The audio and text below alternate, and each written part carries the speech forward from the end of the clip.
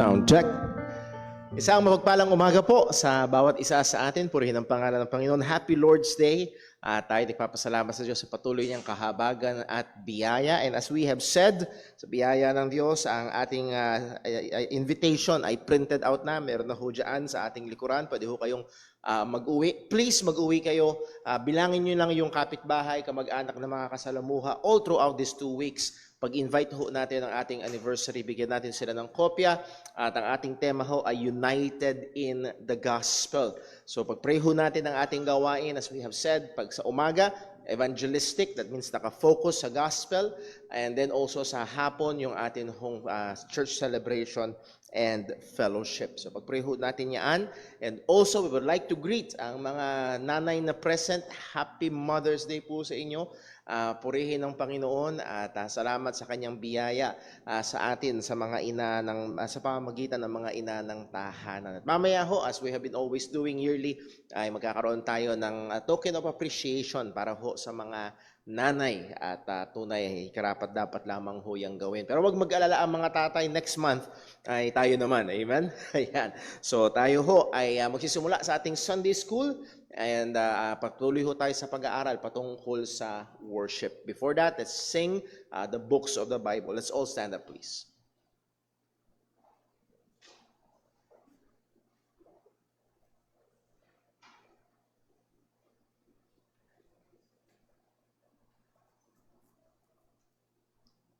Magandang umaga po sa ating lahat. Tayo po ay mawit sa Panginoon. Awitin po natin Books of the Bible.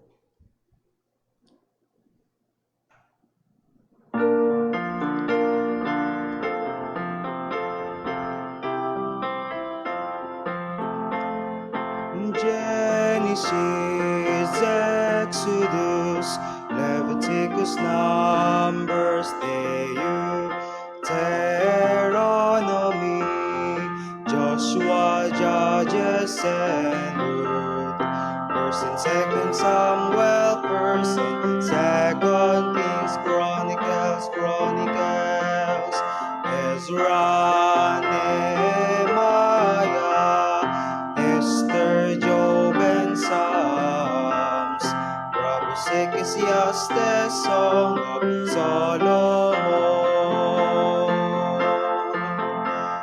Isaiah, Jeremiah, Lamentations, Ezekiel, Daniel, Hosea, Joel, Amos, Obadiah, Jonah, Micah, Nahum, Habakkuk, Zephaniah, Haggai, Zechariah, and Malachi.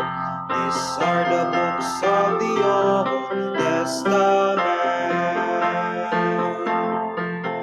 Matthew, Mark, Luke, John, Acts, Romans, 1st and 2nd Corinthians, Galatians, Ephesians, Philippians, Colossians, 1st and 2nd Thessalonians, 1st Timothy, 2nd Timothy, Titus, Philemon, Hebrews, James, 1st Peter, 2nd Peter, 3 John, Jude, and Revelation.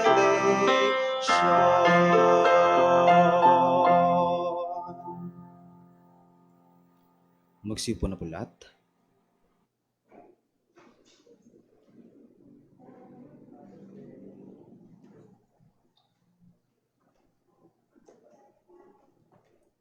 Ayan, muli ho, purihin ang pangalan ng Panginoon. At again, Happy Mother's Day po sa mga ina ng tahanan na present. And mamaya ho, pagkatapos ng ating worship service, ay meron tayong konting appreciation para ho sa mga nanay. Ano po? So tayo ho ay magpatuloy sa atin hong serye ng pag-aaral about worship. We are on lesson number 8. At tayo ho ay marahan na sumusulong sa pag-aaral ho na ito sapagkat as we have said, it is our greatest priority. Napakahalaga. Actually, ito yung pinakamahalaga. Tayo ay nilikha ng Diyos para purihin, para sambahin siya. Tayo ay niligtas ng Panginoon para sambahin siya. Kaya ito ho ang ating pinakapangunahing prioridad. Hindi kumita ng pera, hindi sumaya ang buhay, kung hindi ang maluwalhati natin ng ating Panginoon sa lahat ng ating mga ginagawa. Before we go on sa ating review and lesson this morning, tayo ho muna ay manalangin. Let us pray.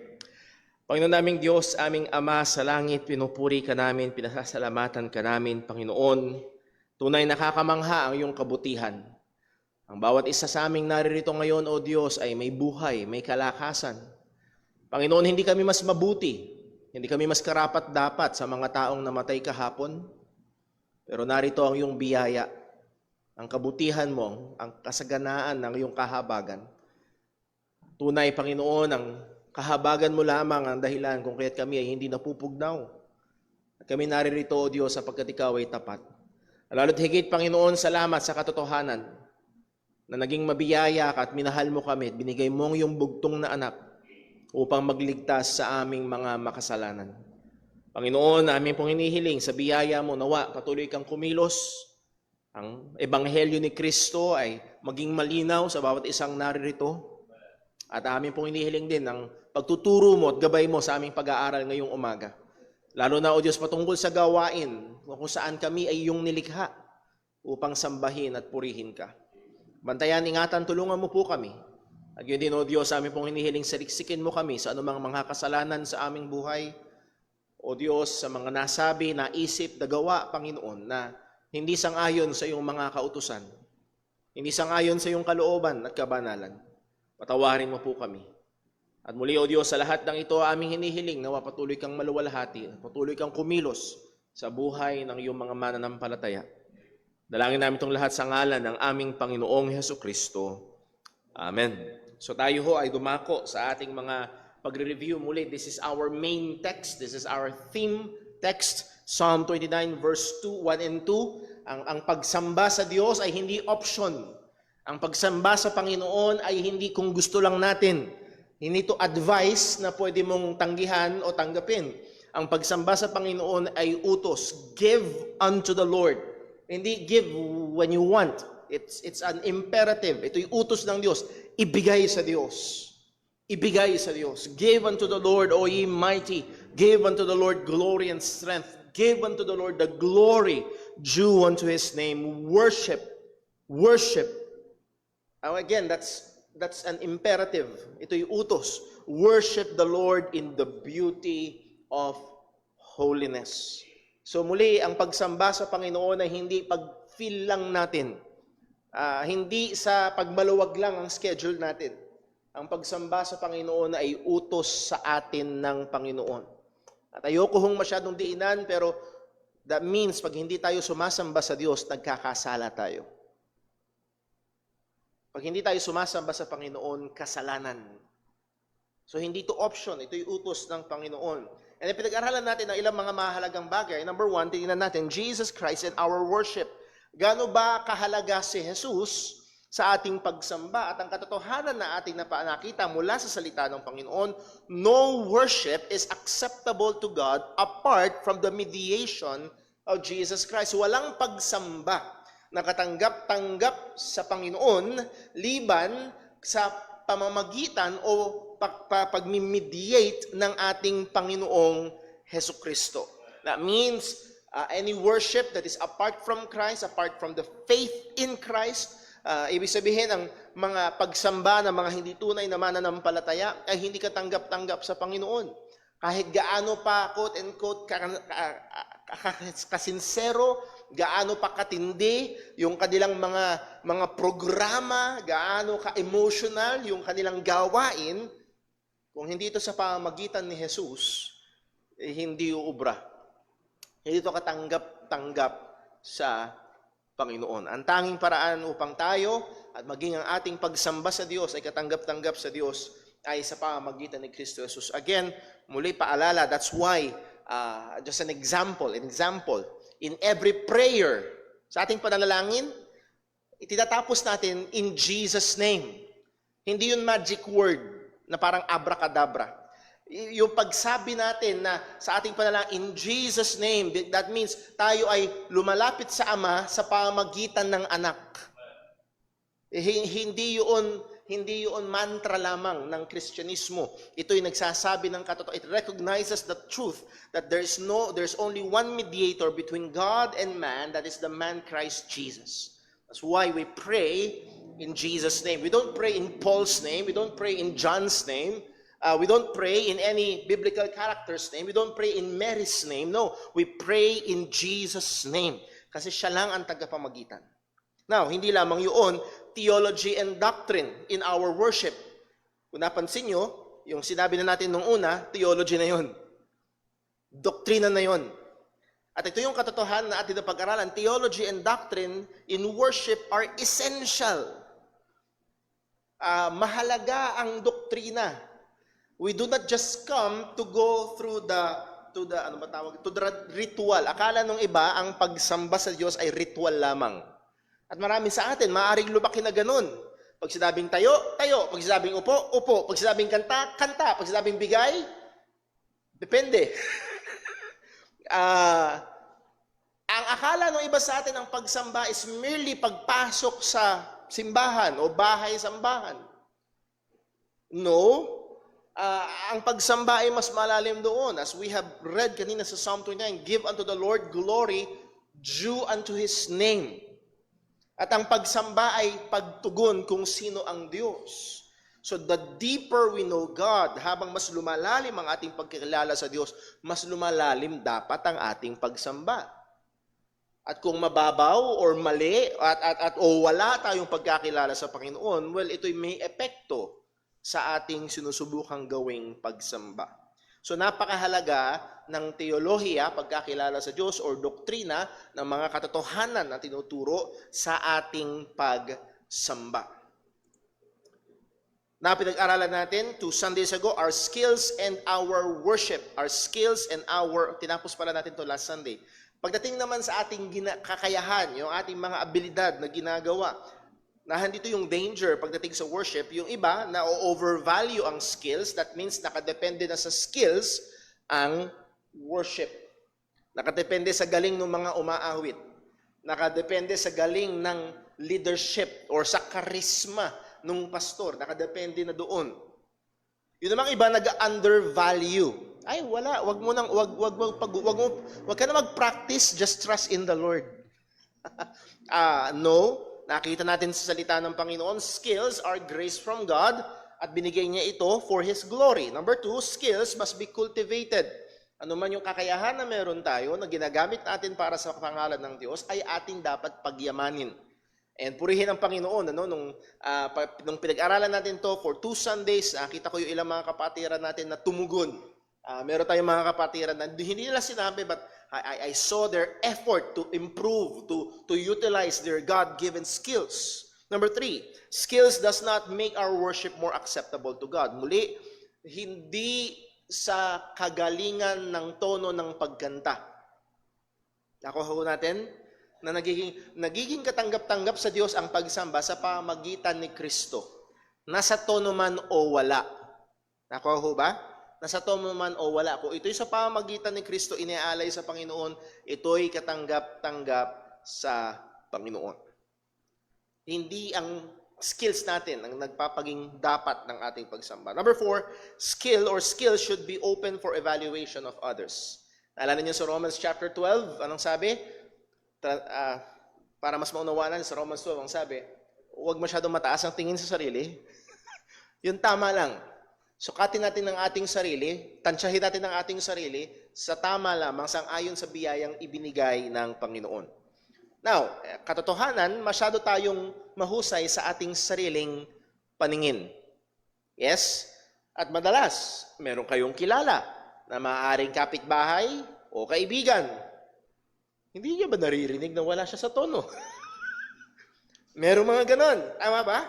So again, kung tayo talaga ay naniniwala tayo na ang skills ay galing sa Panginoon at dapat ito mapaghusay, maging open tayo sa evaluation ng ibang tao. Yung bang skills ko ay maganda, maayos, at nakakaluwalhati sa Panginoon. Maganda na magkaroon tayo ng input mula sa iba. Number 5, being skillful is not the end in itself.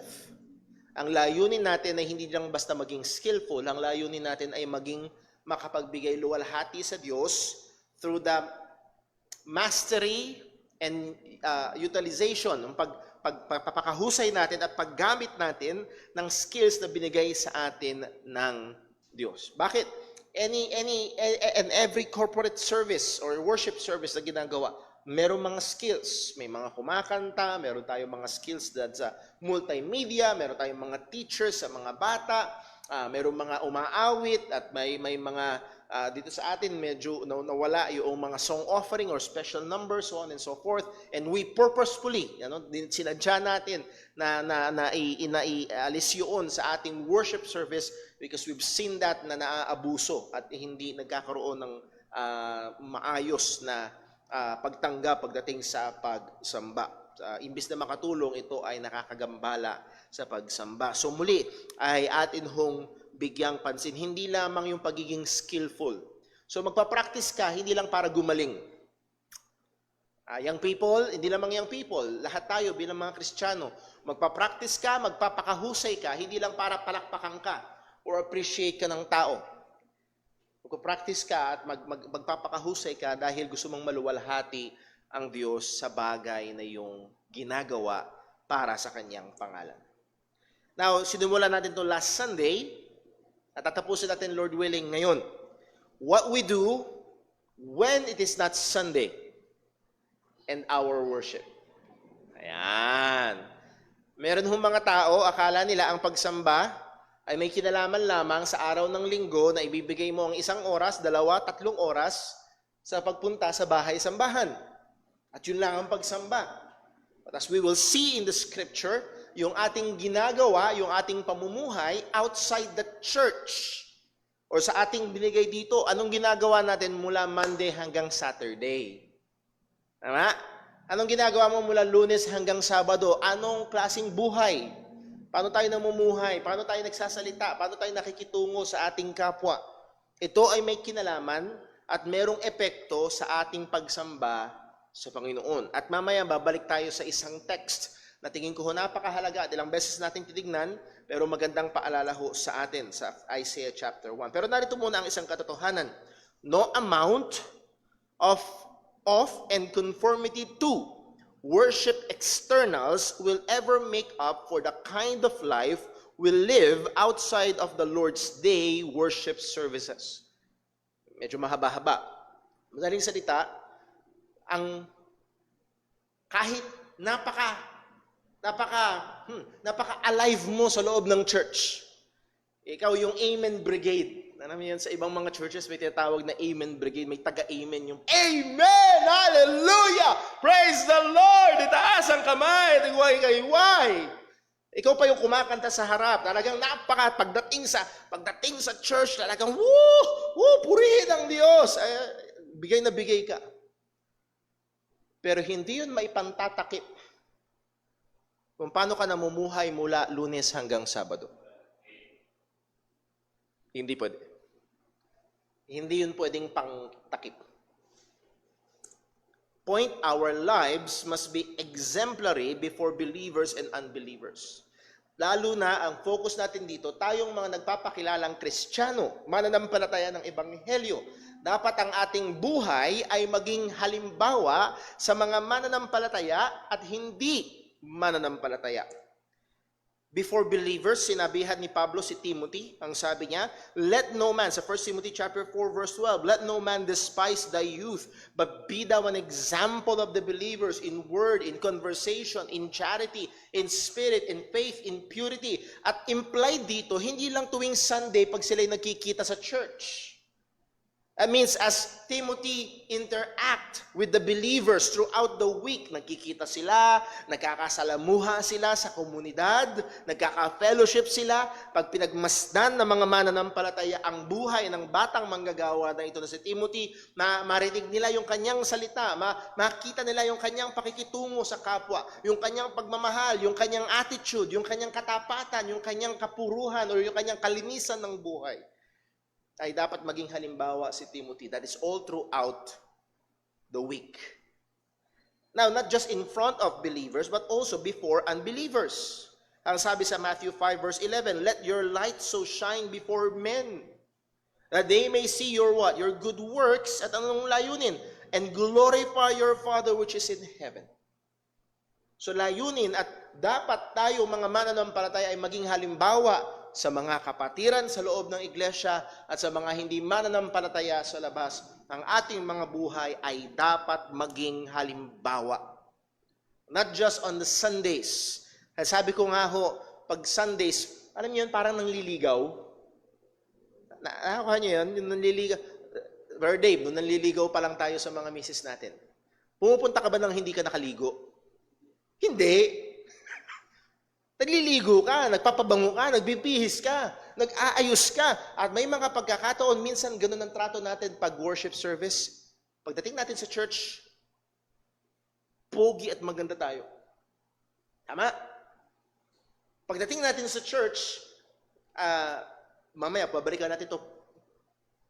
May mga, sana huwag, sana hindi, na may mga salita na lumalabas sa bibig mo mula Lunes hanggang Sabado, pero pagdating ng Linggo, bawal sabihin, nasa church ako, kailangan kong magbantay.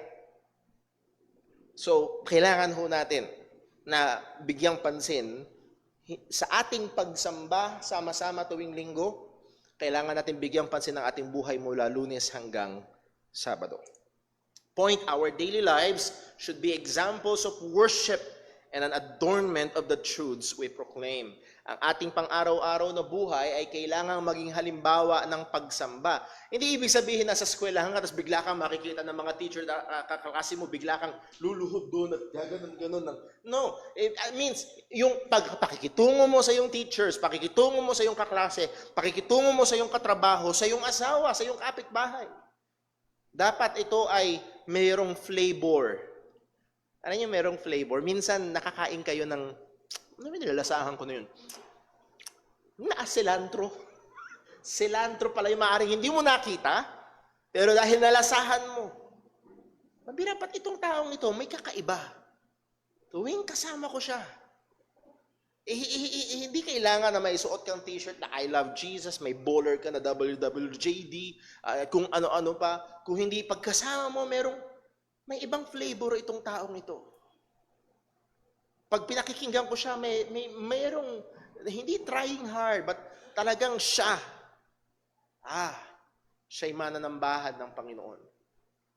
Siya isang mananampalataya ni Kristo. Sabi ni Pablo kay Titus, na dapat sabihan ng mga mananampalataya, exhort servants, kanyang sabihan ng mga, at that point of time, mga slaves na Kristiyano, at dapat daw sabihan sila to be obedient unto their own masters, and to please them well in all things, not answering again, not purloining, but showing all good fidelity. That means, ang mga slaves, Christian slaves, or sa panahon natin ngayon, siguro may apply natin sa employee Christians, or Christian employees.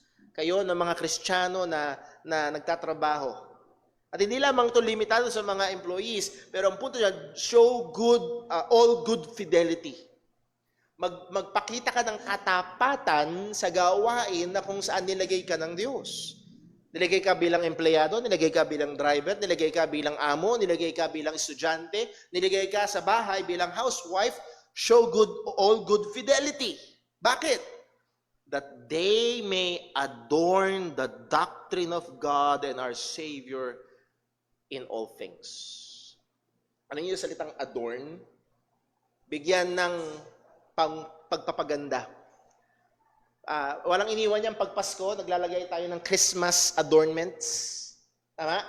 Mga ano-anong kumikinang at kung ano-anong mga disenyo para magmukhang alay, magmukhang Pasko. At ganoon din daw dapat ang ating mga buhay. Listen, ang punto rito, servants, gawin nyo ng maayos ang inyong trabaho at yung inyong pagiging tapat sa inyong trabaho ay magiging palamuti, magbibigay ganda sa mga katotohanan ng Diyos. Naalala ko, naikwento ko ito minsan sa church at sa ibang mga kapatiran na nakausap ko. Dati pa, siguro 10 years ago, may young people dito sa church. 9 years ago. May young people dito sa church, lumapit sa akin, Brother Paul, pinipersecute ako sa amin. Ayaw ng nanay kong magbasa ako ng Bible. Ayaw ng nanay kong matid ako ng church. Yung Bible ko pinunit sa harapan ko. Talagang, sabi ko, pambira. Magandang kausapin yung magulang. Kailangan kong tulungan ng kapatid na ito. Talagang ipaliwanag na bilang Kristiyano. As inahan doon ako, gusto kong, in a sense, gusto ko ipagtanggol ang mananampalataya doon sa nagper-persecute sa kanya. Pero nung pagdating ko doon sa bahay, napahiya ako. Ba't hindi ko pagagalitan, Brother Paul, hindi naguhugas ng pinggan. Nagkakating sa school. Ayaw gumawa sa bahay. Katamad-tamad. Nakuha niyo? Yung buhay niya ay hindi nagiging palamuti sa katotohanan ng Panginoon. Actually, nagiging kapangitan pa. Nagiging kadustahan pa sa Diyos na supposed to be kanyang sinasamba. So mag-ingat ho tayo. Hindi lamang sa mga kabataan, kundi sa bawat isa sa atin. Baka mamaya, salamat sa Panginoon muli, meron tayong mga invitation dyan para sa anniversary natin sa May 26. At mamaya, magbibigay ka sa kapitbahay mo at tinanggap ng kapitbahay mo, nakangiti. Thank you sa pag-i-invite sa church nyo. Pa-church ka pa, narinig kita kanina, pamura-mura ka.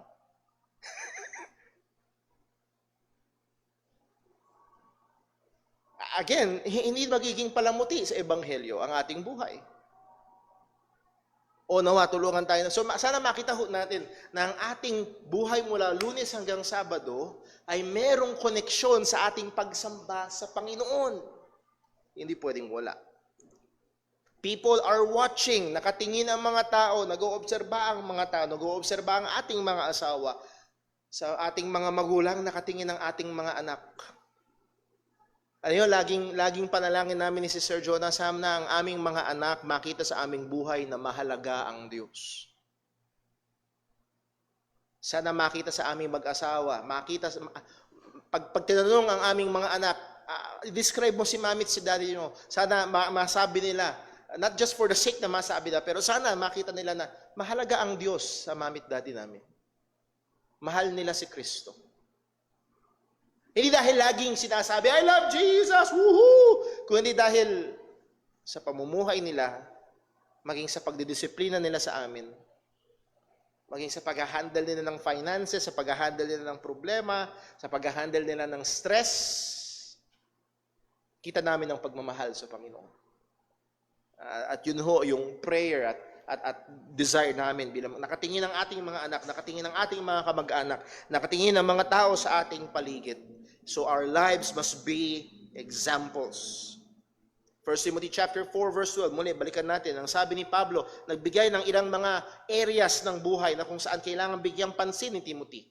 Paalalahanan ni Timothy ang mga mananampalataya na dapat natin itong bigyan ng pansin. Let no man despise thy youth, but be thou an example of the believers in word, in conversation, in charity, in spirit, in faith, in purity. So for a short time, bigyan natin ng pansin ang bawat area na ito na dapat tayo mga mananampalataya ay magbigay ng maging mabuting ehemplo o maging palamuti ang ating mga buhay sa katotohanan ng Panginoon. Point, we need to be examples in many different areas of our lives.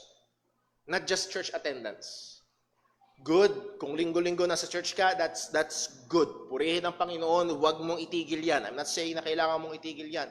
Pero meron pang ibang mga area ng ating buhay. Number 1, ang sabi ng salita ng Diyos, in speech. In speech. That is, sa ating pagsasalita. As I have said kanina, we can be very filtered in our speech during Sundays. Pag Sundays, praise the Lord. Pag Monday to Saturday, ano kaya ang lumalabas sa bibig? Pagdating sa bahay, what are the things that comes out of our mouths when we are not at church? Ano kaya yung mga bagay na lumalabas sa ating bibig pag wala tayo sa church? Hindi lamang yung salita, yung tono natin. Hindi lamang yung tono natin, yung motibo natin sa mga sinasabi natin. When we speak, we send out a message. Pag nagsasalita tayo, nagbibigay tayo ng mensahe. Halimbawa, pinapakita natin, sino ba ang ating otoridad? Baka mamaya, pag Sunday, amen ka ng amen sa preaching ng salita ng Diyos, pero Monday to Friday, ang otoridad mo si Boy Abunda. At nagpapakilos ng buhay mo, si Chris Aquino. Ay naku, mare, sabi nga ni Chris. Or, sabi ng Bible. I'm not saying na dapat lumabas lagi sa bibig mo, sabi ng Bible. I'm not saying na dapat kabisado mo lahat ng mga verses tungkol sa lahat ng mga desisyon. Maganda kung oo, napakabuti noon. Pero sa ating pagsasalita, maririnig kung sinong ating otoridad.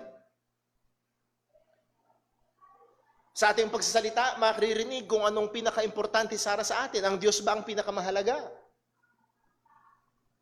Or mula Lunes hanggang Sabado, ang lagi naririnig ng buong pamilya, pera, pera, pera, pera, pera, pera, pera, pera, pera, pera, pera, pera. Puro pera. So therefore, ano ang dating sa mga bata, ang pinakamahalagang bagay sa mundo ay pera. Therefore, kapag may pera, pwedeng iwan ang pagsamba. Pag pera na ang usapan, iiwan ang pagsamba kasi ang pera ang mahalaga. Muli, hindi ko sinasabing walang halaga ang pera. Kung para sa inyo walang halaga ang pera, bigay nyo sa akin, may paggagamitan ako. Mahalaga ang pera, yes? Tama ba? Tama ba? Pero merong mas mahalaga. At sana naririnig ng ating mga anak, ng ating pamilya. Yes, kailangan, yung mga estudyante, kailangan nyo ng baon. Pero merong mas mahalaga. Kailangan ng pambayad sa bahay, kailangan ng pambayad sa kuryente, pero merong mas mahalaga.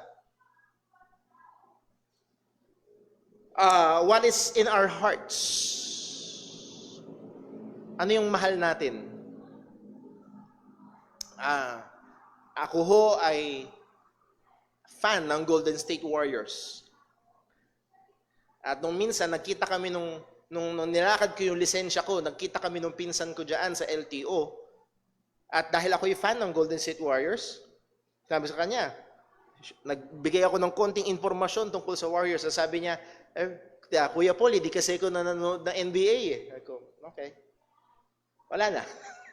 Ibig sabihin, dahil ako ay, may puwang sa puso ko ang basketball team na yon, hanga ako doon sa basketball team na yon. That means, lalabas sa bibig. At ang sabi ni Jesus, yung laman ng puso, lumalabas sa bibig. At bilang isang pastor, alam niyo ho, ang isang gawain ko, makinig. Isa sa gawain ko ay makinig. Upang makita ko, at kahit paano magkaroon ako ng idea, ano ba ang laman ng puso. At isa sa dinidiscern ko, meron bang Jesus sa puso? Meron bang Jesus sa puso ang taong ito? Bakit? Dahil kung merong Jesus sa puso, one way or another lalabas.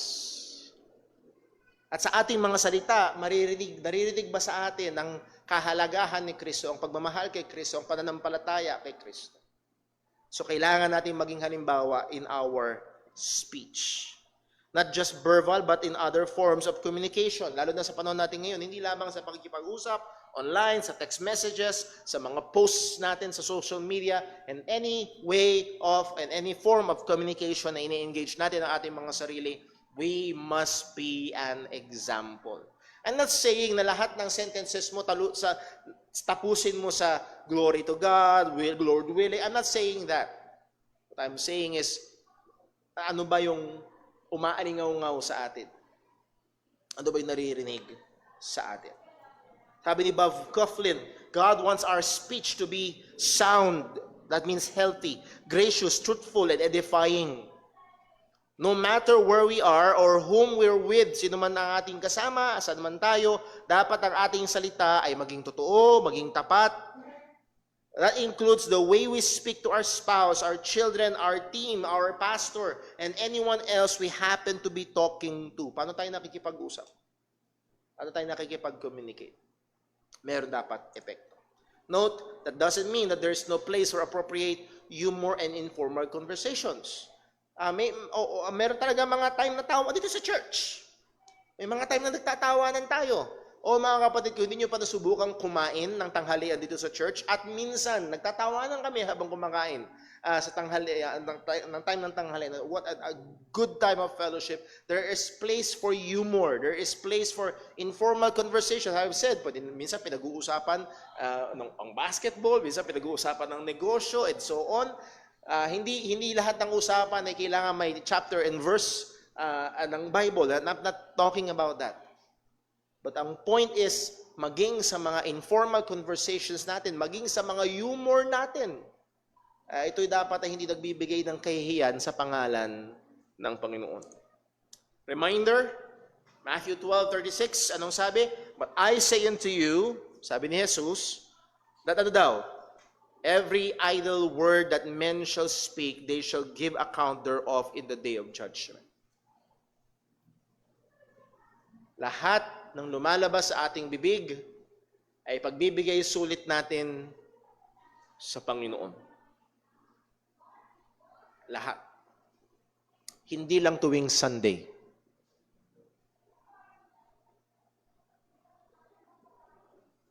Note, being hurt, being angry, or being disappointed is no excuse. At minsan, may tendency tayo maging ganon. Brother Paul, kaya ko lang naman nasabi yun kasi galit ako eh. Okay? Good. At least alam mo. Kaya mo nasabi yun, galit ka. Question. Kasalanan ba o hindi? Kasalanan ba o hindi? Kasalanan pa rin. Hindi lisensya kung galit ka o nasaktan ka o na-disappoint ka. Kaya mo nasabi o nagawa at lumabas sa bibig mo yung mga bagay na yun. Kasalanan pa rin. Maaaring na-hurt yung pride mo. So muli, let us be watchful sa ating mga sinasabi. Number 2, in our conduct, sa ating mga pakikitungo. Difference with unbelievers in other professions. Ito yung pagkakaiba ng mga Kristiyano sa hindi Kristiyano. Leo, pwedeng ang isang premyadong doktor, multi-recognized and awarded doctor. Na talagang pagdating sa, halimbawa, pag pinag-usapan ang operasyon sa puso, ito agad yung number 1 na pangalan. Okay? Successful na doktor, talagang napakahusay, ang dami niyang natutulungan. Pero meron siyang 4 na babae, 17 panganay. Nako niyo? Pero pag titingnan siya ng mundo, successful na doktor. Pagdating sa Kristiyano, hindi pwede yun. Hindi uubra. Hindi matatakpan. Kaya yun ang magkakaiba ng let's say, magsasakang Kristiyano sa hindi magsasakang Kristiyano. Pagkakaiba ng estudyanteng Kristiyano sa hindi estudyanteng Kristiyano. Sa empleyadong Kristiyano sa hindi Kristiyanong empleyado. Maaaring maging mahusay sila sa gawain nila, pero pagdating sa pamumuhay nila ay bagsak. Pagdating sa Kristiyano, yung ating pamumuhay ay napakahalaga. If our lifestyle, next point, God expects us to set a positive example through our conduct. Inaasahan, actually inuutos ng Diyos, tayo bilang mga mananampalataya na magbigay at maging mabuting patotoo sa ating mga pamumuhay. If our lifestyle contradicts the values we express on Sunday mornings, we are not only deceiving the church, but also misrepresenting the very God we claim to worship. Kung yung ating paraan ng pamumuhay, pakikitungo sa kapwa mula Lunes hanggang Sabado, ay kontra sa ating mga sinasabi at pinapakita tuwing araw ng linggo sa ating mga gawain ng pagsamba. Hindi lamang natin dinadaya ang ating mga sarili, dinadaya natin ang church at minimisrepresent natin ang Diyos sa mga tao sa labas. For example, alam ng kapitbahay mong Christian ka. Naobserbahan niya tuwing linggo ang pamilyang ito ay nagbibihis, nagmamadali pa. At pumupunta sa church. At buong maghapon silang nasa church. Sa tingin ko, committed na Kristiyano itong pamilyang ito. Tapos kinabukasan, nasunog nung anak yung sinaing. Ay, ikaw talaga, Berto! Ay, Babasagan na ng kung ano-ano. Sabihin ng kapitbahay. So, okay lang pala na maging faithful Christian at ganong kadumi ang bibig, ganon ang pamumuhay. Tapos sa gabi, bubuksan mo yung gate mo, papasukin mo yung mga kumare o kumpare at ilalatag niyo yung mesa at ayan, lumalangoy sa mesa. Okay lang pala. Basta pag Sunday, buong araw ka sa church. So yung buhay na ganun, at saka, okay pala, pwede pala. Hindi. Hindi uubra. A good performance on Sunday does not cover for the sins we commit or committed days before. Hindi pantakip yung ginagawa at pagbibihis natin ng maganda ng linggo. Hindi pantakip yung lakas ng kanta natin ng congregational singing sa mga ginawa natin ng mga nakarang araw. Hindi yun. A loud amen, a big offering. So to say, may napakinggan ako mula sa isang kapatiran natin na yun daw isang taong namumuhay ng may immoralidad. Alam ng buong church na yung lalaki doon sa church ay may kinakasama na hindi sila mag-asawa. Alam. Pero tigas na puri nung pastor. Tularan nyo si kapatid na ganito. Bakit daw? Laki mag-offering. Laki mag-offering. No. Ang malakas na amen, malaking offering, matataas ang kamay, so on, mahusay na pagkanta, pag pinakikinggan ka, pambihira, anghel ba yung katabi kong kumakanta? Sobrang galing. Hindi yun pantakip. Kung paano tayo namumuhay pag wala tayo sa gawain ng pagsamba. Again, ito yung sinabi ko kanina. Napakahalagang text, napakagandang text. And it will do us well to come to this text and to read it and to meditate upon it. Isaiah chapter 1 verse 10, ang sabi ng Panginoon, "Hear the word of the Lord, ye rulers of Sodom. Give ear unto the law of our God, ye people of Gomorrah." At kung sakaling medyo umiikot ang inyong isip, teka muna, di ba matagal ng gunaw yung Sodom at Gomorrah? At kinakausap ng Panginoon. Ang kausap ng Diyos dito ay ang bayang Israel. The only monotheist group of people noong time na yun. Okay? Pero dahil sa paraan ng kanilang pamumuhay, tinawag sila ng Diyos, para kayong Sodoma, para kayong Gomorrah. Ibig sabihin, sa paraan ng pamumuhay nyo, wala kayong iniwan kung gaano kadumi. Alala niyo Sodoma at Gomorrah? Pinugnaw sila ng Diyos. At sa paraan ng pamumuhay niyo, para kayong ganun. Now, anong ginagawa nila? To what purpose is the multitude of your sacrifices unto me? Madami pa rin silang offering sa Diyos. Hindi siya tumigil sa pagpunta sa templo. Tuloy-tuloy pa rin sila sa pagpunta sa templo. Active pa rin. Kumbaga sa time natin ngayon, tuwing Sunday, present. I am full of the burnt offerings of rams and the fat of the fed beasts, and I delight not in the blood of bullocks and of lambs or of he-goats. Again, hindi maliliit, malalaki yung mga offering nila, tuloy-tuloy yung mga offering nila. Ang sabi ng Panginoon sa kanya, "Bring no more vain oblations. Incense is an abomination unto me. The new moons and Sabbaths and calling of assemblies." Yung pagtitipon nila, yung pag-observe nila ng Sabbaths, I cannot, away with it. Walang iniwan yan sa isang taong, si Brother Paul ho kumakain ng cilantro. Alam niyo cilantro? Yung dahon na kumakain ako, basta konti lang. Pero pag napakadami, as in napakadami, ilahain nyo sa akin isang plato, pakialis nga. Sakit sa ilong. Hindi ko type. Ako maaari, ilayo mo dun. At yun yung larawan na sinasabi ng Panginoon. Itong mga ginagawa nyong religious activities, take it away.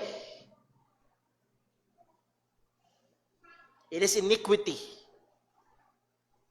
Even the solemn meeting, Your new moons and your appointed feasts, my soul hateth. They are a trouble unto me. I am weary to bear them. Nakakapagod sa akin, ayoko, nakamuhi-muhi. All these religious activities. And when you spread forth your hands, and it's either in praise or in prayer, I will hide mine eyes from you. Yea, when you make many prayers, I will not hear. Your hands are full of blood. Yun yung problema. Translated sa panahon natin ngayon, tuwing Sunday, present sila. Active sa lahat ng gawain. Pero mula Lunes hanggang Sabado, ang kamay nila ay puno ng dugo. Verse 16, anong dapat gawin? Wash you. Make you clean. Put away the evil of your doings from before mine eyes. Cease to do evil. In one word, ang ibig sabihin niyan, repent. Magsisi ka. Pagsisihan mo ang iyong mga kasalanan. Talikuran, tigilan. Learn to do well, seek judgment, relieve the oppressed, judge the fatherless, plead for the widow.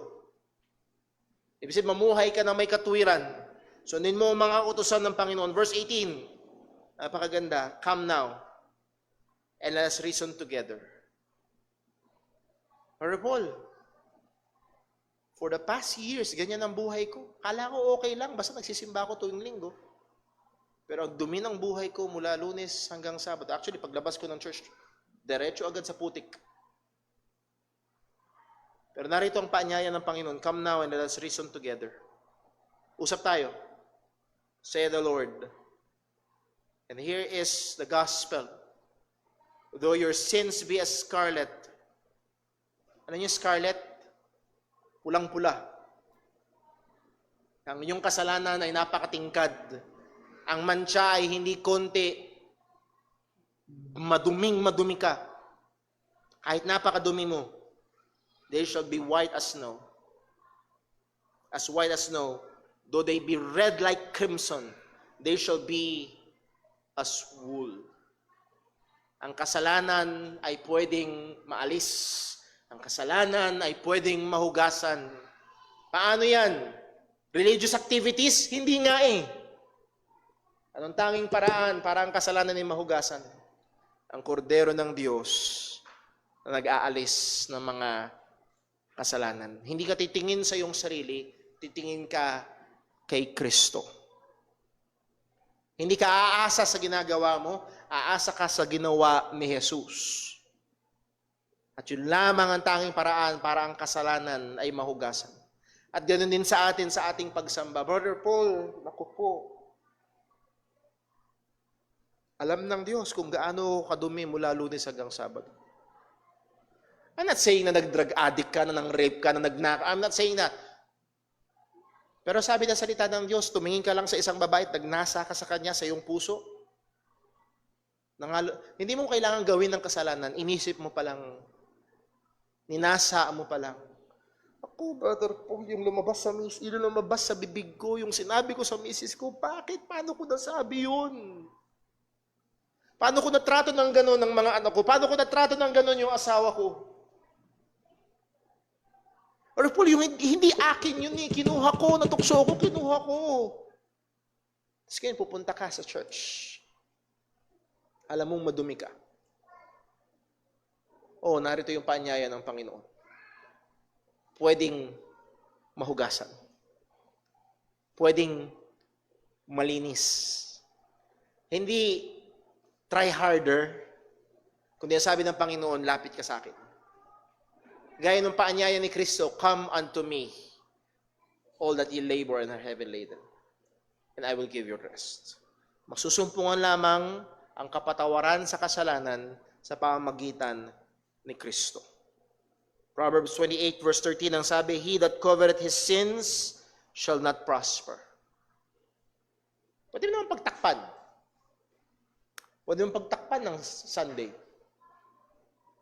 Again, mga kapatid, marami ko sa inyo hindi ko nakikita mula Lunes hanggang Sabado. At maaaring paglinggo nakikita ko kayo dito, nakabihis ng maayos, nakikinig ng maayos, kumakanta, nakiki-fellowship. Salamat sa Diyos. That's a good thing. Pero kung yan ay ginagawa mong pantakip, that's not good. Ano ang option sa Kristiyano? But whoso confesseth and forsaketh. And that is repentance. Hindi lang basta magsosorry ka, repentance involves an action. Turn away. Forsake. Iwanan ang kasalanan. But whoso confesseth and forsaketh them shall have mercy. The only option for believers is repentance. It is our only hope. Hindi yung, mas malakas akong kakanta, mas lalakihan ko yung offering ko. Hindi yun. Ang tanging pag-asa natin ay repentance. At ang tanging paraan para tayo mapatawad ay si Kristo. Na maniwala kayo mga kapatid, sigurado ako wala sa ating 100% na malinis na tumawid sa nakaraang linggo. Darating tayo dito ngayon na wala tayong daladalang dumi. Ang tanging pag-asa natin para sumamba ay si Kristo. So, babalik pa rin tayo sa gospel. Babalik pa rin tayo sa Kanya. Not sinless perfection, but a consistent and growing lifestyle of godliness and repentance. That is our direction. Ang manamba, ang Kristiyano sumasamba pa sa Panginoon ay hindi yung taong walang kasalanan. Dahil wala namang ganun. Kung hindi yung tao na lumalago sa lifestyle ng pagiging makadiyos. That means pabanal ng pabanal ng pabanal. Ibig sabihin, yung katabi mo ngayon, hindi pa perpektong banal. Sabi ko nga sa tricycle team, ang Kristiyano, work in progress, construction ongoing. Saan ba may ginagawang kalsada ngayon? Sa Quezon, may ginagawa, yung kanal. Kalsada ba, kanal? Na ginagawa. Pag nakalagay construction ongoing, magugulat ka ba? Ay, may bakal pa. Ay, meron pang butas. Dali nga, hindi pa tapos eh. At yun din yung katabi mo ngayon. Totoong Kristiyano, pero hindi pa tapos. Patuloy na binabago. At dahil doon, patuloy din nagsisisi. At sa marka ng isang totoong Kristiyano ay patuloy na nagsisisi sa kasalanan. Yun yung direksyon natin. Siguro para matandaan natin, ang Kristiyano ay hindi perfection. Ang Kristiyano ay may direction. May patunguhan. Patungo siya sa perfection. Wala pa siya doon. Pero patungo doon. Ang isang tunay na mananampalataya. Ano, kailangan natin bilisan. Hindi para natin matatapos ngayon. Kala ko matatapos natin ngayon. In love. Ayan, love. Oh, gising na mga young people. Love. Maging halimbawa daw tayo sa pagmamahal. So, hindi ito yung romantic love na sikat sa maraming mga teleserye. Anong kauna-unahang utos sa lahat? Thou shalt love the Lord thy God with all thy might, with all thy soul, with all thy strength. Ang number one command is to love God. And then tied to it is the second command. Ano yung second command? Love thy neighbor as thyself. Now, here is the truth. No claim of number one is valid if number two is not observable. Hindi natin makiklaim na love ko si God pag walang kakakitaan na observable na ebidensya ng pagmamahal sa neighbor or particularly sa mga kapatiran. Ang sabi din dyan na ito, 1 John chapter 4 verse 20, if any man say, I love God, and hateth his brother, ano daw sabi? He is a liar. For he that loveth not his brother whom he hath seen, how can he love God whom he hath not seen? Kaya nga ho, dito sa church, paano natin paglilingkuran ng Diyos? Paano natin mamahalin ng Diyos? Isa pangunahing paraan na makikita yan ay sa pamamagitan ng pagmamahal at paglilingkod sa ating kapatiran. So again, we must be an example of love. Note, not merely being a natural people person, but the work of the Holy Spirit. Hindi ko na maalala kung a few years ago, nung naging malinaw sa akin ito, oo nga. Bakit? Meron mga tao natural na mapagmahal, tama ba? Palakaibigan, people person, at may danger na ma-interpret ito, tignan ito na bunga ng banal na spirito. Bago pa siya maligtas, siya na ang ate ng buong bayan. Alam niyo yun? Siya na yung talagang people person siya. No, itong ating pinag-uusapan na love, na kung saan dapat ang mga Kristiyano ay maging halimbawa, ay love na bunga ng banal na spirito. It is the fruit, it is the work of the Holy Spirit. At kung ito ay galing at bunga ng banal na spirito, gawa ng banal na spirito sa buhay ng isang mananampalataya, therefore, it will be a love that reflects the love of Christ. Isasalamin nito ang pagmamahal ni Kristo. Number 2, it will be a love that conforms to the Scriptures. Ito yung pagmamahal na hindi hihiwalay kung hindi sang-ayon sa salita ng Diyos. Number 3, it will be a love that strives for and desires that God is glorified. Ito yung pagmamahal. Halimbawa, mamahalin ko yung kapitbahay ko. Marami sa inyo talagang natural na marites. Hindi, natural na mapagmahal sa mga kapitbahay. As in talagang, hindi ka madamot pag birthday mo, birthday na anak mo, birthday na mister mo. Talaga, mga kapitbahay, talaga lang gusto mong people person. Meron mga ganon. Pero, hindi lang ganun. It will be a love na gusto mong maluwalhati ang Diyos. It will be a love na hindi humihiwalay kung hindi ito'y sang-ayon, tumatakbo kasama sang-ayon sa sinasabi ng salita. Ito'y magiging pagmamahal na nire-reflect ang pagmamahal ni Kristo na ibinigay niya ang kanyang sarili, sinakripisyo niya ang kanyang sarili para ilapit tayo sa Panginoon. Therefore, it will be a love na ang layunin ay mailapit sila sa Panginoon. May nawala, may kulang dyan. Anyway, tingnan natin. The attitude of love. Meron itong inside and outside. Unahin natin yung inside. Ano ba ang inside? Ano ba yung ugali ng pagmamahal? Pamilyar sa atin sa 1 Corinthians chapter 13, verse 4, and so on. Basahin natin mula sa ESV. Ang sabi, love is patient, kind. Love does not envy or boast. It is not arrogant, hindi mayabang. It's not rude. It does not insist on its own way. It is not irritable or resentful. It does not rejoice in wrongdoing, but rejoices with the truth. Love bears all things, believes all things, hopes all things, endures all things. Wala tayong time para isa-isahin ang mga karakteristik ng love. Pero ito yung love na bunga ng banal na spirito. Ito yung magiging ugali. Pero hindi lamang attitude, but also action. Action of love. Dito tayo matatapos. Ang sabi ni John, 1 John chapter 3, verse 16, hereby perceive we the love of God. Paano natin nakikita ang pagmamahal ng Diyos? Because He laid down His life for us. He laid down His life for us. Yung pagmamahal ng Diyos ay hindi makikita sa pamamagitan ng pagpapagaling sa sakit mo. Hindi yun ang pangunahin. Hindi sa pamamagitan ng pagbibigay sa iyo ng milyones. Hindi yun ang pangunahin. Ang pagpapakita ng Diyos at pagsasabi niyang mahal kita, binigay niya ang kanyang buhay. Binigay niya si Jesus. Ano ang epekto nito sa atin bilang mga Kristiyano? And we ought to lay down our lives for the brethren. Again, this is not a suggestion. This ought to be the result of experiencing God's love. Naranasan natin talaga ang pagmamahal ng Diyos. Ito dapat ang epekto sa atin. There's that oughtness, there's that obligation of self-sacrificingly loving our brethren. Now, ang sabi ni John, hindi mo kailangan lagi mong ilagay sa sangkalan ng buhay mo para masabi mong minamahal mong kapatiran. Di ba? Laging dapat buwis buhay para mapakita ko. Hindi lagi.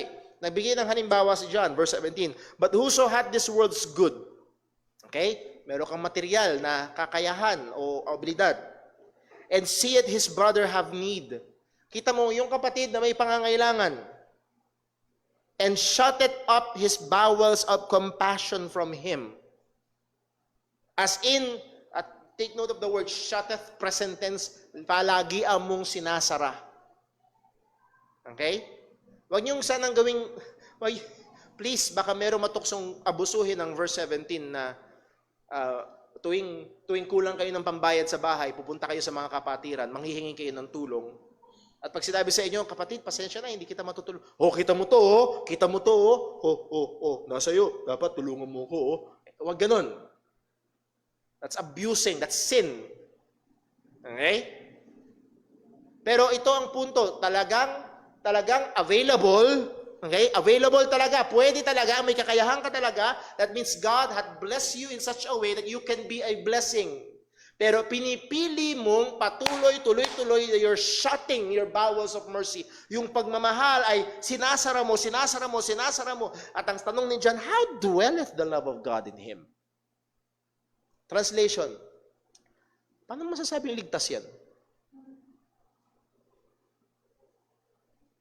So kung wala kang pakialam sa kapatiran, kaibigan, wala kang tutungtungan na sabihin ikaw ay Kristiyano. Kung ang meron ka lang ay tradisyon, at kung meron ka lang ay relihiyon at ritual na pinupuntahan mo tuwing linggo, at walang pagmamahal sa kapatiran,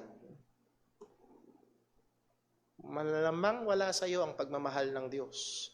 Teka muna, paano ba pinakita ng Diyos ang kanyang pagmamahal? Binigay niya ang kanyang buhay para sa atin.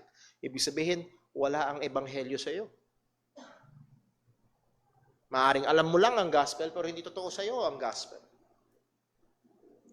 Verse 18, my little children, hamon ni Pablo, ni Juan, let us not love in word, neither in tongue, but in deed and in truth. Huwag lang daw sa bibig. Kundi, haluan natin ang gawa. And hereby, ang sabi, and hereby we know that we are of the truth and shall assure our hearts before Him. Isa ito sa mga source ng assurance. Isa ito sa mga source ng assurance ng salvation. You have love for the brethren. Hindi ito lang, pero isa ito. Sa dapat mong tignan sa iyo, kung nagpapakilala nga kang Kristiyano, step back, tignan mo ang buhay mo, do I have love for the brethren? Sa ngayon, salita ng Panginoon, and hereby we know that we are of the truth and shall assure our hearts before Him. Bakit ito'y magmamahal na gawa ng Banal na Espiritu sa buhay ng isang tunay na Kristiyano. Reminder, we are all in the process of sanctification. Paalala ko lang, muli, hindi pa perpektong mapagmahal. Lumalago tayo sa pagmamahal. Not yet perfect, but living in that direction. Namumuhay tayo sa direction na yon, lumalago. Naobserbahan mo, nakikita mo, unti-unti, ang pagmamahal, ang gawa ng Banal na Espiritu sa iyong buhay. Note, we are often a poor examiner of our love. How do people closest to us describe our love towards God and others? Again, madalas cute tayo sa ating sariling paningin. Yes? Madalas tingin natin sa ating sarili, mataas tayong maggrado sa ating sarili. Tama ba? Madalas yun. Mataas tayong magbigay ng grade sa ating sarili. So maganda, tanungin natin yung mga taong malapit sa atin, yung mga taong kung ikaw ay Kristiyanong may asawa, tanungin mo yung asawa mo. Kung wala ka namang asawa, tanungin mo yung mga magulang mo, tanungin mo yung mga anak mo, or tanungin mo yung mga malalapit na Kristiyanong, malalagong Kristiyano or your Christian leaders, ano ba ang nakikita niya sa buhay mo patungkol sa pagmamahal sa Panginoon at sa mga kapatiran. So muli, yung ating ginagawa mula Lunes hanggang Sabado, we must be example in our speech, in our conduct, in our love. Next week, Lord willing, itutuloy natin ang mga ito. Meron ho ba may tanong? Question? Comment? Or wag lang violent reaction, ano ho?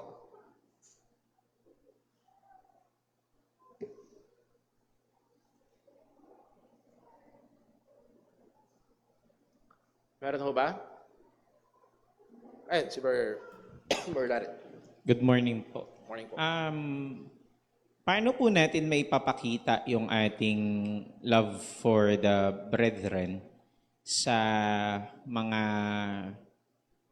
pastor o mga ngaral na maring naroon sa hindi maring hindi sila yung ano yung talagang nagtuturo na ng ng talagang sabihin natin ay full blast na false teaching. Pero maaring naroon sila sa kalagayan na patungo na roon.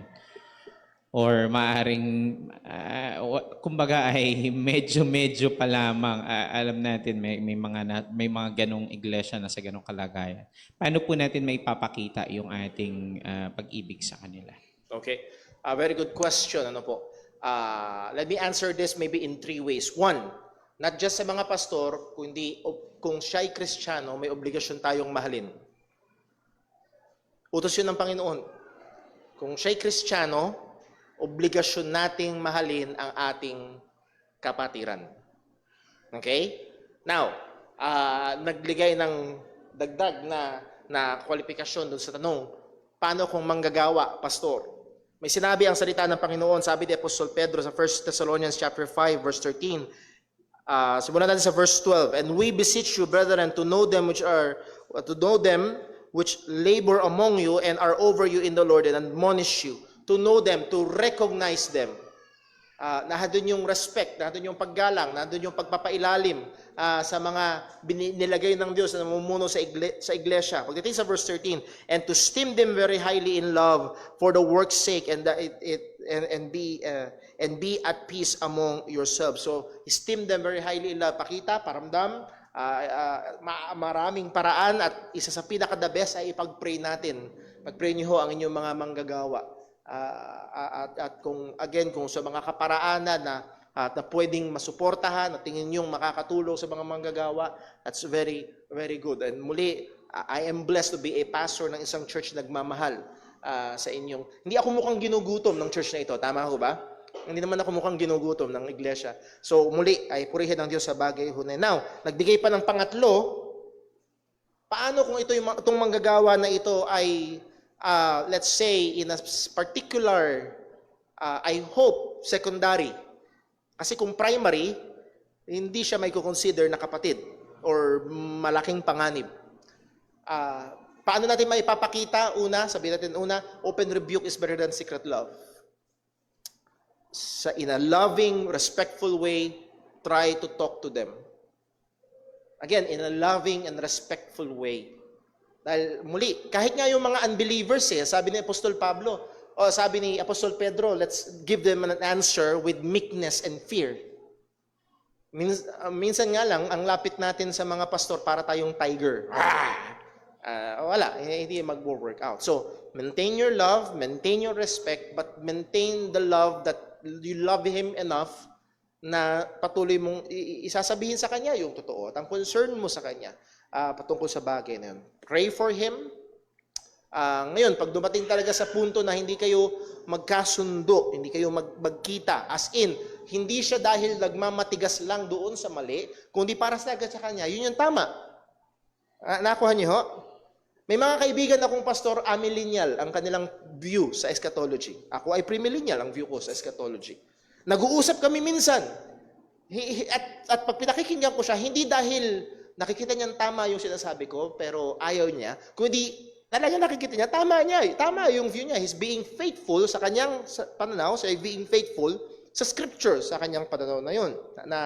Naunawaan niyo ho ba? So, keep on praying, panatilihin ang respect, at muli, hindi ito gospel issue. Hindi ito nagpapawalang sa kaligtasan. Ng isang hindi ito magbibigay question sa kaligtasan ng isang Kristiyano. Again, iba yung tingin niyang mali na talaga, din nagmamatigas siya doon sa mali. Sana maintindihan niyo 'yan. Iba naman yung talagang kumbinsido, ito talaga yung tama at ipinagtatanggol niya yung tama as he see it as responsible sa salita ng Panginoon. So, and then keep a friendly discussion open. Napakahalaga noon na maging tuloy-tuloy. Dahil who knows, mga kapatid, may mga pagkakataon Naalala ko yung teacher namin, si Brother Ralph Warren. Pagdating sa issue ng doctrines of grace, election, and so on, ang sabi niya, it took him 14 years. 14 years para matanggap yung kalahatan na yun. Sabi, huwag mong madaliin. Huwag mong husgahan agad. It may take really 20 years. Now, iba naman pag gospel issue, kagaya ng pinag-aralan natin last Sunday sa Book of Galatians, iba yun. So, may the Lord give us proper discernment and more love. And let us be gracious in our dealing with them. At muli, kung sila'y nalalayo, ang goal natin ay tawagin sila pabalik in a loving, respectful way. Baka meron pa ho, isa na lang dito sa church. Question? With regards to worship? Wala na. So, babasahin ko lang ho. Si Brother Boy ay nag-text ng ilang mga tanungan. Ang worship ng isang unbeliever ay hindi acceptable sa Diyos, right? Yes, hindi ho acceptable sa Diyos. Paano kung kabilang pala siya sa mga elect? Hindi pa rin ho, kasi hindi pa rin siya believer. Hindi pa rin uubra. Okay? Sino ba magandang example? Yung kahit punta lang tayo sa Bible, yung mga Gentiles na naligtas. Acts chapter 13, and as many as were ordained to eternal life believed. So may mga Gentiles ordained to eternal life, pero before sila maligtas, syempre hindi acceptable sa Panginoon yung kanilang ginagawa na anumang pagsamba. Number next, okay lang ba yung pagpunta sa CR pag worship time, lalo na during preaching? Baka dapat sikaping mag-CR na before worship para maiwasan yun during worship, lalo na pag preaching time. Muli, hindi ko sasabihin na pag nagpipreach si Brother Paul, tumayo yung isa para mag-CR. Makasalanan! Hindi. Okay? Kung talagang masi-CR, okay lang. Now, yun yung tingin ko kung magandang qualification, kung talagang masi-CR. Pero kung ginagawa mo yun, magsi-CR ka ng 5 minutes, and then tatambay ka dun ng 10 minutes, para hopefully pagbalik mo, tapos na si Brother Paul sa preaching, may problema. Nako ba? So bantayan natin. Mahaba yung break time natin, mag-CR na agad. Ang haba ng pila sa kape, ang haba ng pila. Mag-CR ka muna. Kung hindi ka nauna sa pagkain, mag-CR ka muna. Pagkatapos nun, ubos na. Hindi. Pag uwaiksi na ang pila, tsaka ka kumuha. Again, para lang maiwasan natin. Lalo na sa mga bata, mga parents, listen parents, i-training nyo na ang mga bata. I-training nyo na sila. Break time CR. Para mamaya, sa loob lang tayo. Nakakuha ho ba? So, napakaganda na i-training na ho sila. Number next. Possible ba na God allows false pastors to continue kahit sila mismo ay unsaved para mapalaganap ang gospel? Well, it's certainly possible kasi nangyayari na meron talaga mga pastor na hindi naman totoong mananampalataya. Hindi naman totoong Kristiyano. I've heard a testimony and I don't have any reason to believe na false yung kanyang testimony, na yung pastor naligtas mismo sa preaching niya. Nagpapastor na siya ng ilang taon, pero na-realize niya na sa preaching niya, siya mismo hindi mananampalataya. Ngayon, will it invalidate yung salvation ng mga naunang nanampalataya sa kanya? Again, the power of God to salvation is not the salvation of the preacher, but the gospel. Na kahit na yung mga mangangaral, Philippians chapter 1, ay may maling motibo, hanggat na ipapangaral ang gospel, it is the power of God unto salvation. Now, ang question, possible ba? Yes, nangyayari. At dahil pinapahintulutan ng Panginoon at nangyayari ang mga bagay ito, it's not an excuse. It is a sad thing. Sabi nga, I believe si Richard Baxter nagsabi, napakalungkot na yung nagbibigay ng tinapay ay siya mismo hindi pa kumakain ng tinapay ng buhay. Yun na nagbabahagi ng tinapay ng buhay, napakalungkot ko siya mismo hindi pa kumakain ng tinapay ng buhay. So, pag-pray ho natin at nawa maiwasan ang mga bagay na yun, na performance only pagdating sa ministry. Thank you po sa mga tanong na yan. Tayo ay dadako sa ating break time. Mag-pray ho muna tayo. Let us pray. Panginoong Diyos, aming Ama sa langit, salamat po sa biyaya mo, salamat sa salita mo. Lord, salamat sa pribilehiyo. Sa kabila na aming mga pagkukulang, ay pwede kaming lumapit sa iyo at sumamba sa iyo sa pamagitan ng aming Panginoong Hesukristo. At sa buong gawain na ito, Panginoon, tulungan mo nawa kami, ingatan mo nawa kami, Panginoon, at patuloy ka naming maluwalhati. At maging sa aming break time, sa fellowship, O Diyos ng mga mananampalataya, kami man ay kumakain o umiinom, ay maluwalhati namin ang iyong pangalan. Salamat po, dalangin natin sa pangalan ni Jesus. Amen. Balik po tayo ng 10-10. 10-10. Mga kapatid, gusto ko encourage sa mga members, pangalan nito, i-welcome natin yung mga visitors. Yung mga visitor card natin, yung mga pamphlets natin, bigyan natin sila. I-welcome natin sila. God bless po. Break time po tayo.